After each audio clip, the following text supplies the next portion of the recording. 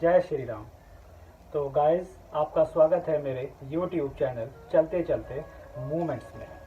तो आज मैं एक नए टॉपिक के साथ में श्री सिद्धि माँ जी का सफ़र अल्मोड़ा से कैची धाम तक का। तो गाइस, आज हम उन सिद्धि माँ जी की बात करने जा रहे हैं जिन्हें बाबा जी ने शरीर त्यागने से पूर्व कैची धाम का उत्तराधिकारी बनाया था।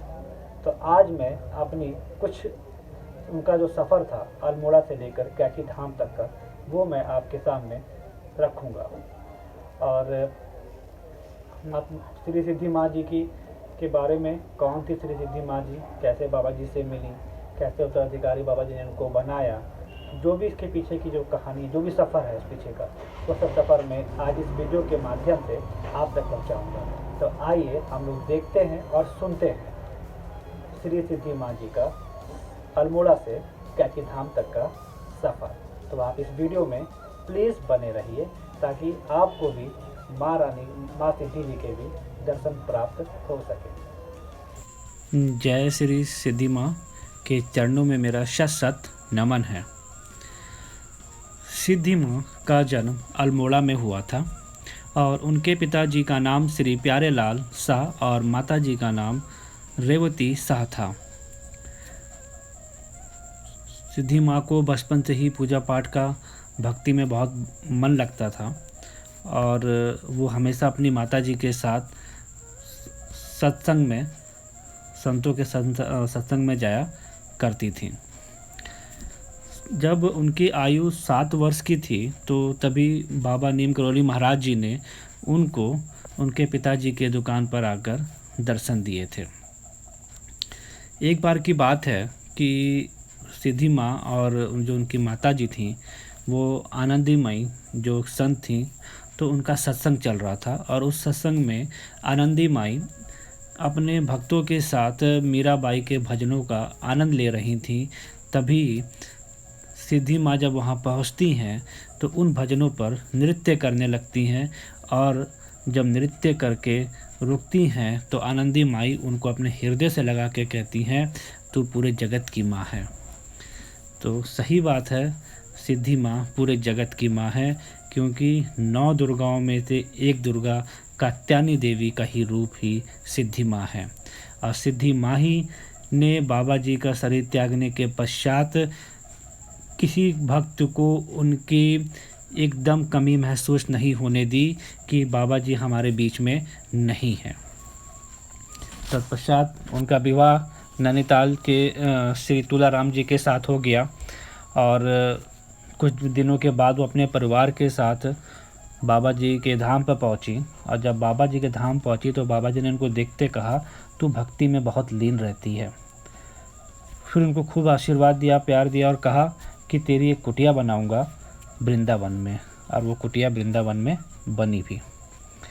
फिर बाबा जी ने इधर अपना मंदिरों के निर्माण का कार्य भी साथ चालू करा दिया और इन मंदिरों के कार्य में भी माँ के सिद्धि माँ और उनके पति तुलाराम जी ने बाबा जी का साथ दिया और बाबा जी के साथ ही रहकर उन मंदिरों का निर्माण करवाते रहे। फिर एक दिन ऐसा भी आया कि सन 1962 के आसपास में तुलाराम जी माँ को छोड़कर चले गए। अब इसके पश्चात तो वह पूर्णतः से ही कैची धाम में वास करने लगी और उनकी बचपन की सहेली जीवंती माँ भी महाराज की सेवा में लग गईं। महाराज के प्रति माँ की निष्ठा एवं भक्ति शिष्य भाव को दर्शाता था। इस तरह माँ अपना पूरा समय, और जो उनकी सहेली जीवंती माई थी, अपना पूरा समय कैची धाम में महाराज जी की सेवा में देने लग गई। तब बात थी कि इधर जब बाबा जी महासमाधि से 2 दिन पूर्व की बात है कि महाराज जी अपनी कुटिया में बैठकर राम राम लिख रहे थे। मतलब बाबा जी को राम राम लिखने का किताब कॉपी में बड़ा शौक़ था और वो राम राम लिखा करते थे। तो भक्तों का एक समूह भी बाबा जी के चारों तरफ घिर के बैठा हुआ था। वहाँ पे सिद्धि माँ भी थी, जीवनी माँ भी थी और एक केसी तिवारी जी भी वहाँ पे बैठे हुए थे। तो बात है कि बाबा जी ने 9 सितंबर 1973 दिनांक लिखकर, वह राम राम का जो पृष्ठ था लिखकर राम राम लिख कर उसको पूरा कर दिया।